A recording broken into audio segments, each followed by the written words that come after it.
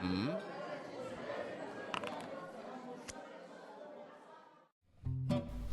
there cool cats, my name's Josh and I'm coming to you for ATGN, the Australian Tabletop Gaming Network. Today I'm going to show you a brief rundown of Jabberwocky, a collection of 5 microgames collated by Peter C. Hayward of Bluebeard Entertainment.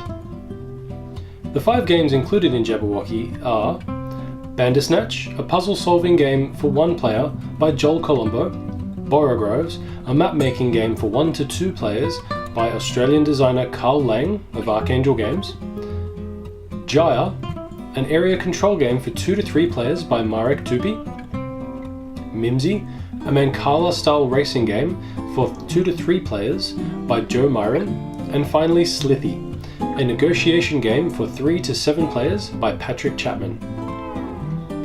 Each game takes about 15 to 20 minutes to play and is considered by the publisher to be suitable for ages 8 and up. Each game also uses the same components, which include 3 Jabberwocky cards in green, yellow and purple, 24 gems, 8 of each colour, green, yellow and purple, and 15 cards in 3 different colours. Each colour is numbered 1 to 5. Now on to a quick rundown of each game. To set up Bandersnatch, place 3 Jabberwocky cards in a row in front of you. These will be used to store your broiled gems. Next, shuffle the 15 number cards and deal 9 of them face up in a 3x3 grid to create the field. Group all the gems by colour to the side of the field to create the supply. Then, place the remaining cards face down in a stack to create the deck. Finally, draw 2 cards into your hand.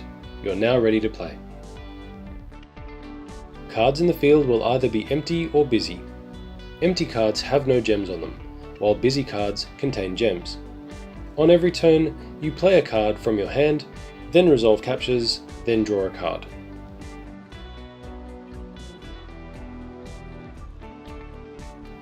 To play a card, simply take one from your hand and replace an empty card on the field with it, discarding the one it replaces.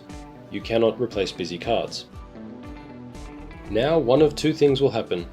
You will either add gems to the newly placed card, or remove gems from cards that are non-diagonally adjacent to it. This will happen in one of 5 ways, depending on whether the new card is the same or a different colour, and has a higher, equal or lower value than the replaced card. The overall gist though, is that playing a higher or equal value card to the one you are replacing will add gems to that new card, while playing a lower value card will remove gems from cards orthogonally adjacent to that newly placed card. A few things to note when removing gems from cards.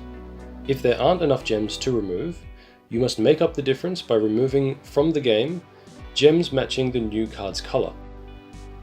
If there aren't enough green or yellow gems in the supply, remove purple gems instead. And if there aren't enough purple gems, then the game finishes at the end of this turn after you resolve your captures. Now speaking of captures, and that's a nice use of segue there, other Josh. After adding gems from playing a higher or equal value card, you need to check the field to see if you've captured any cards. What is capturing cards, you ask? A card is captured when it is adjacent to busy cards only.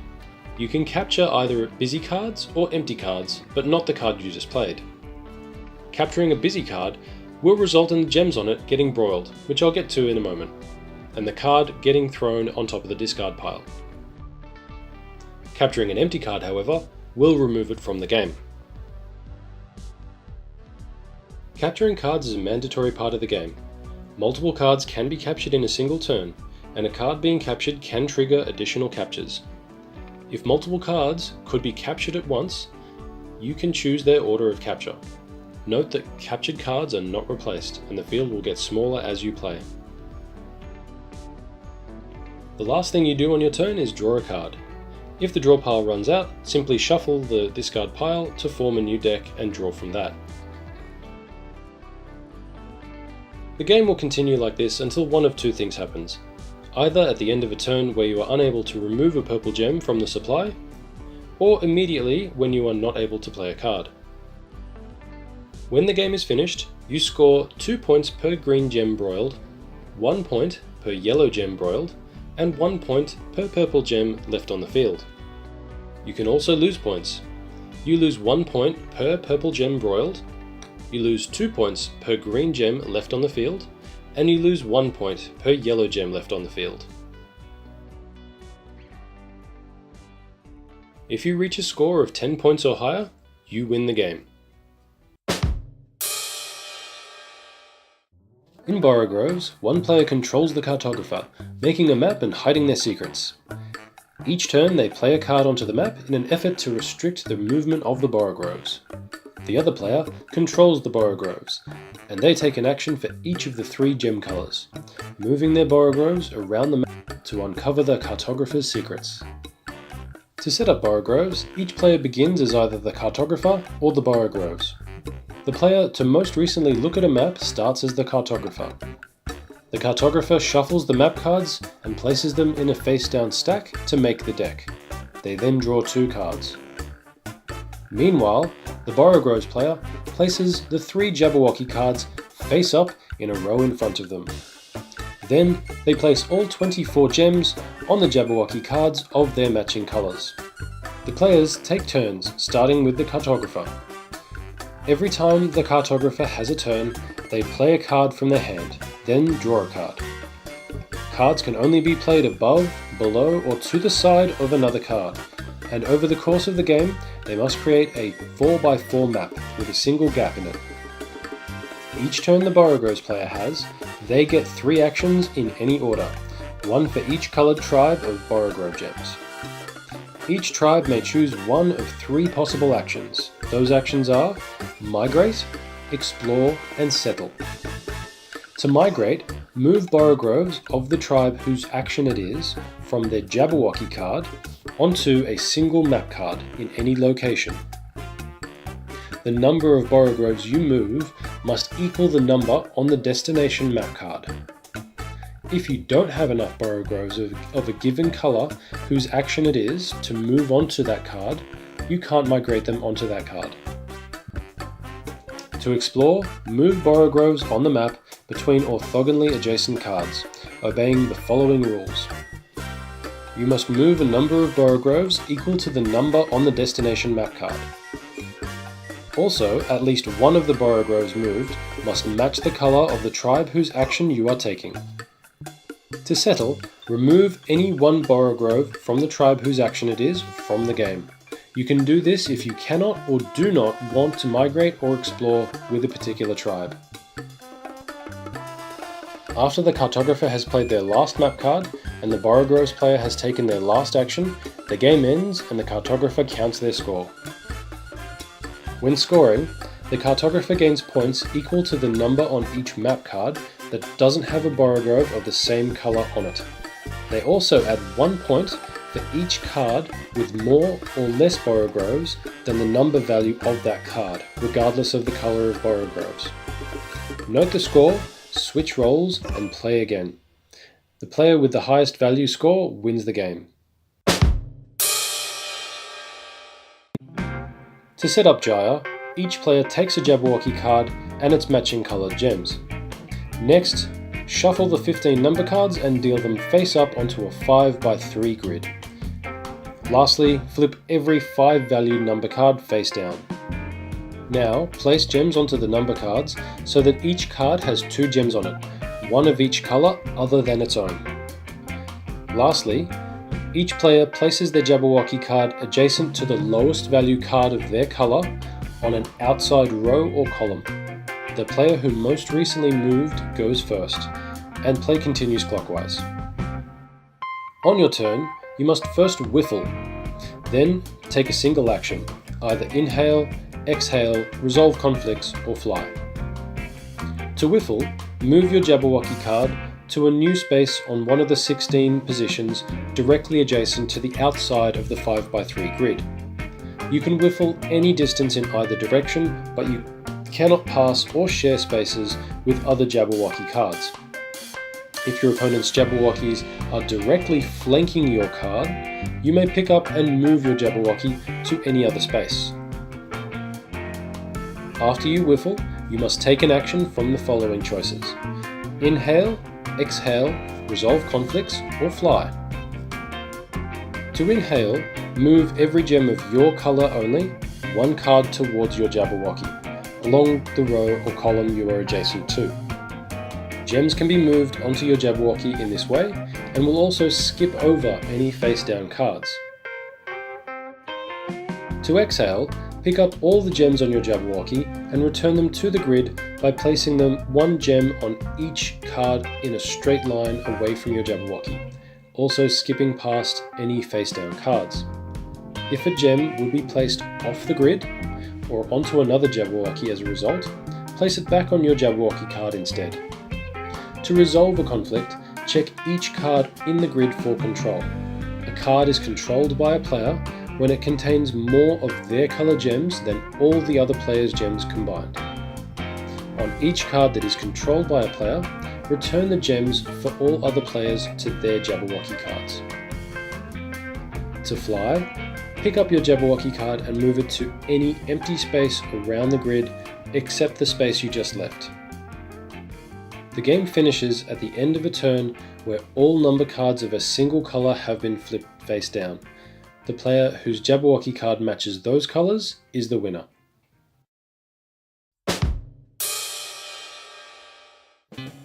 To set up Mimsy, shuffle the 3 Jabberwocky cards and deal 1 to each player. The card you receive will act as your secret goal. Next, return all of the 4 value number cards and 2 gems of each colour back to the box. Then, shuffle the 5 value number cards and deal them face up in a triangle. These are the goal cards. Next, shuffle the remaining number cards together, randomly dealing 3 cards face up between each goal card. These are called the Mimsy cards. And lastly, place gems on the 1, 2 and 3 value number cards, so that the number and colour of gems on a card match the number and colour of that card. The player who last drops something goes first, and play continues clockwise from them. Each turn, choose a Mimsy card that has at least 1 gem on it. Take all the gems from that card into your hand, then choose and drop them onto the next card going clockwise, regardless of whether it is a goal card or a Mimsy card. Continue this process with the next card in clockwise order, and so on until you have no more gems in your hand. If the last gem you dropped from your hand matches the colour of any other gems on that card, pick up all gems of that colour from that last card, including the one that you dropped, and take another turn by dropping those gems from your hand one at a time from the next card in clockwise order. If the last gem you drop onto another card matches the colour of any gem on that card, you repeat this process again. If not, play continues clockwise to the next player. The game will continue like this until at the end of any player's turn, 1 or more goal cards has at least 5 gems on it. Players then reveal their secret goal, and the winner is the player whose secret goal matches the colour of the goal card with at least 5 gems on it.